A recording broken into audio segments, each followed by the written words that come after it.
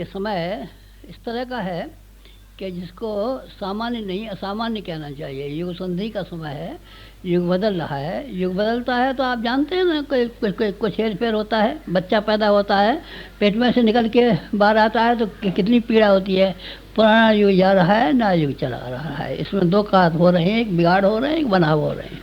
बिगाड़ क्या होने वाले हैं? बिगाड़ वो होने वाले हैं जिसके के बारे में बाइबल ने कहा था 7 टाइम आएगा और दुनिया तबाह हो जाएगी। जिसके बारे में कुरान शरीफ ने, इस्लाम धर्म में ये कहा था कि 14वीं सदी आएगी और दुनिया तबाह हो जाएगी। और भविष्य पुराण में ये लिखा हुआ है कि दुनिया आएगी और तबाह हो जाएगी। ये तबाही का भी समय है और बनाने का भी समय है। एक और बन रहा है, एक और ये बन रहा है। नींव खोदते जाते हैं और आगे से चिनाई भी होती जाती है।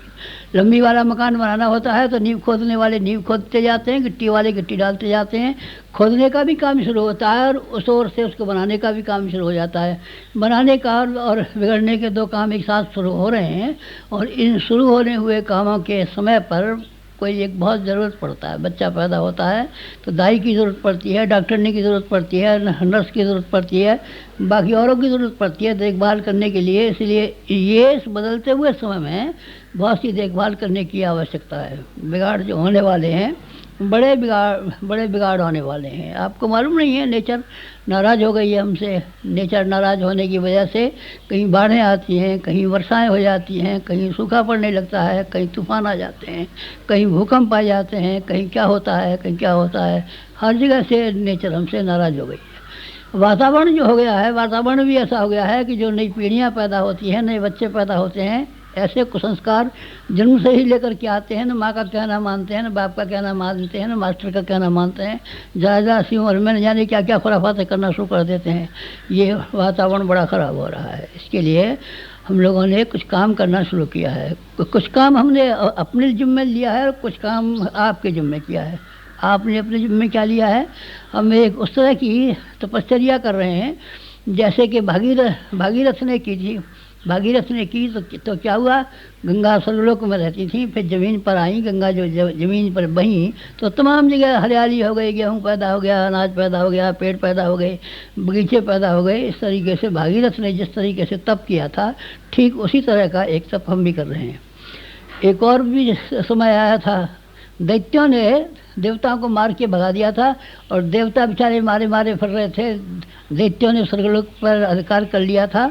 देवता ब्रह्मा जी के पास पहुँचे थे और उन्होंने कहा एक महर्षि दधीच रहता है, उस दधीच का ऐसा बनावट है कि उसकी हड्डियां तुमको मिल जाए तो उन हड्डियों से इंद्रवज्र बनाया जाए तो उस इंद्रवज्र की वजह से राक्षसों से मुकाबला करना और ये सब काम करना तुम्हारे लिए सरल हो जाएगा। तो उन्होंने वही किया। दधीच तप कर रहे थे, पर उन्होंने विशेष तप किया कि अब हमारी अस्थियाँ इस लायक बन जाएँ कि इसके वज्र का प्रहार हो तो वृत्तासुर जैसे राक्षस जिन्होंने कि सारी दुनिया में तहलका मचा रखा था, उनसे छुट्टी पाए। ये हम कर रहे हैं। ये आजकल हमारा यही कार्य है। पूरे 2 वर्ष हो गए। पूरे 2 वर्ष से हम अपने मौन रहते हैं, एकांत में रहते हैं और अपना कुछ काम करते हैं, भगवान का भजन करते हैं। प्रज्ञा पुराण इसी बीच में लिखा गया है और कुछ करते रहते हैं। इस तरीके से हमारा एकांत सेवन होता है और तपश्चर्या परक सेवन होता है। ये हमारे जिम्मे काम है। फिर आपको क्या करना चाहिए? फिर आपको भी कुछ करना चाहिए।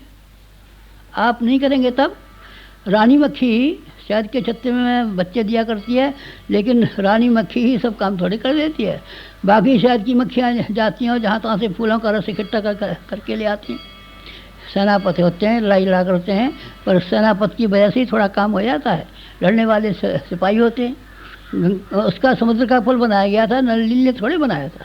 नल नील के सिवाय कितने ऋषि बंदर थे। महाभारत को अर्जुन ने लड़ा था क्या? अकेले लड़ा था क्या? नहीं, अकेले नहीं लड़ा था, बहुत सारे सहयोगी भी थे। गोवर्धन पहाड़ उठाया गया था, अकेला उठा लिया था उन्होंने? नहीं, अकेला नहीं उठा लिया था। और भगवान बुद्ध ने जो धर्म प्रवर्तन चक्र चलाया था, अकेले चला लिया था क्या? नहीं, अकेले नहीं चलाया था, सब ने मिलजुल के चलाया था। गांधी जी ने सत्याग्रह किया था, स्वराज्य को यहाँ लाए थे, आज़ादी प्राप्त की थी। लेकिन क्या आज़ादी ऐसे ही हो गई थी? नहीं, हजारों आदमी इसमें सहयोगी थे।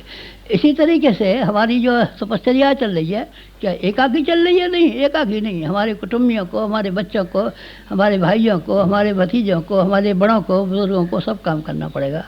अगर आपको हमारी ये वीडियो पसंद आई हो तो इसको लाइक करें, कमेंट और शेयर ज़रूर करें और हमारे YouTube चैनल ऋषि चिंतन को सब्सक्राइब भी कर लें।